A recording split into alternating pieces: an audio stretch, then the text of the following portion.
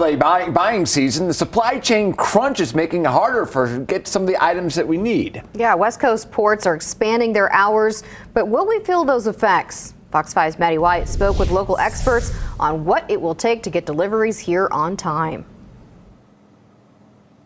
John and Kim, yeah, experts in Nevada's trucking industry, like the president of Truline Corporation in Vegas, tell me it's going to take more than expanding the hours at West Coast ports to 24/7 in order to feel the positive impacts of that here in Nevada. There's a lot of times the grocery stores don't have product on the shelves, and that's either a manufacturing issue, it maybe is an import issue, or it's a transportation issue. Leaders in Nevada's trucking industry say one big issue with the transportation of goods is the labor shortage. Once you get that container off of a ship onto a crane and then put onto a truck or a train, you also need people at the receiving end to be able to take that freight, to unload it. ENOS and Truman fear the labor shortage will worsen in Nevada when the federal vaccine mandate goes into place. Everyone is competing for labor right now. Announced by President Joe Biden last month, it requires businesses of more than 100 employees be vaccinated. ENOS says conservatively they could lose 10% of drivers across the trucking industry. Truman says at his company alone, it could be as high as this. About 40% of our employees have chosen not to be vaccinated.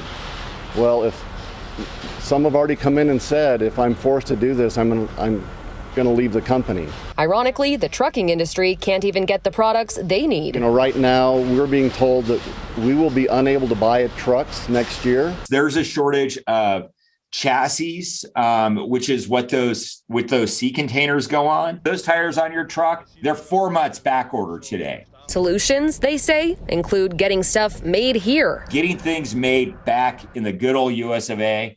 I think ultimately that could help with some of the issues that we are seeing at the ports. Truman adds he'd like to see the Department of Transportation allow drivers to work longer hours. Sometimes that extra hour a day might be that extra load that we need. To help with labor recruitment, they added they'd like to see a rule removed that restricts 18 to 21-year-olds from driving trucks across state lines. So how can you help in the meantime? ENOS says watch your quantities at the register this holiday season. He says be careful not to panic buy. Also, consider a career in truck driving. I'm told that truck drivers make on average about $75,000 per year. Reporting live, I'm Maddie White, Fox 5 News, local Las Vegas.